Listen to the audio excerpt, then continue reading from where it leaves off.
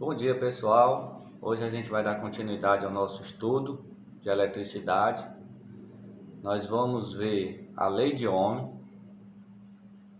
São duas, certo? Você tem a primeira lei de Ohm e a segunda lei de Ohm. Hoje, basicamente, a gente vai ver a primeira lei de Ohm, que é um conteúdo introdutório para a gente poder chegar em circuitos elétricos. Então, o cientista George Ohm, OHM, né? Homem não, certo? Ele, analisando a corrente elétrica que passa por um fio, ele percebeu, aqui a gente vai ignorar a propriedade do fio, ele percebeu que existe uma tensão elétrica proporcional a essa corrente. E durante essa corrente, a passagem dessa corrente, existe uma certa resistência, seja do fio, devido à sua propriedade, seja de algum aparelho elétrico eletrônico colocado nele para evitar que a corrente passe em sua intensidade máxima. E para que bota esse aparelho elétrico eletrônico? É para preservar o circuito como um todo. Porque vamos supor que tem um pico de energia, a corrente venha muito alta e com tendência a queimar o aparelho, o circuito. Então esse aparelho elétrico eletrônico ele queima sozinho e preserva o restante do circuito. Esse itemzinho que eu estou dizendo, que vai impedir a passagem total da corrente e preservar o circuito, a gente chama de resistor elétrico. Cada resistor tem a sua intensidade, colocada ali adequadamente para evitar a passagem da corrente, seja ela que intensidade tenha. Então, o que foi que o homem percebeu? Ele percebeu que se você fizer o produto da corrente por esse resistor, ele vai ser diretamente proporcional à tensão elétrica.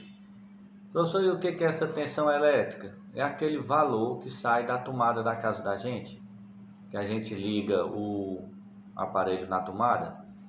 Aqui no Ceará tudo é 220, mas vamos supor lá no sul do país é tudo 110. Então a gente tem basicamente uma mudança muito grande no circuito, nos valores internos do circuito, porque senão quando você compra um aparelho pela internet que vem lá de São Paulo, do Rio Grande do Sul, quando você coloca na tomada aqui do Ceará, ele vai papocar, ele vai queimar, vai se destruir, vai se perder, certo? Então normalmente a gente compra ou 220 volts ou bivolt, que é para a gente não ter a preocupação quando botar na tomada acontecer uma perda total do aparelho.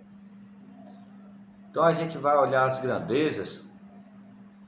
Eu estou passando para vocês um TDzinho, uma lista de atividades que vem com tudo isso que eu estou conversando, a parte teórica explicada, a forma, unidade de medida.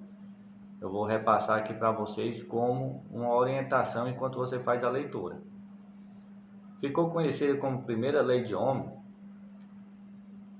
a proporcionalidade, a igualdade entre a tensão elétrica, representada pela letra U maiúscula, e o produto da resistência, representada pelo R maiúsculo, e a corrente elétrica, representada pelo I minúsculo. Então, o que a gente tem matematicamente? A gente tem que U é igual a R vezes I. E qualquer atividade referente a esse conteúdo vai colocar como variável questão, a variável problema, a incógnita a ser descoberta, uma dessas três letras, uma dessas três grandezas físicas. Então, quando você ouvir falar em lei de Ohm, você está ouvindo o quê? O primeira lei de Ohm fica subentendido. Quando a gente vai trabalhar, como na próxima aula, a segunda lei de Ohm, a segunda tem que ser falada. Você sabe que está falando da segunda lei de Ohm, que a pessoa, o interlocutor que estiver com vocês vai falar. Segunda lei de Ohm diz. Mas quando a gente está tratando da primeira lei de Ohm, normalmente a gente fala a lei de Ohm, certo? Ninguém vai ficar falando primeira lei de Ohm o tempo todo, não. Então a lei de Ohm, ela fala que U é igual a R vezes I.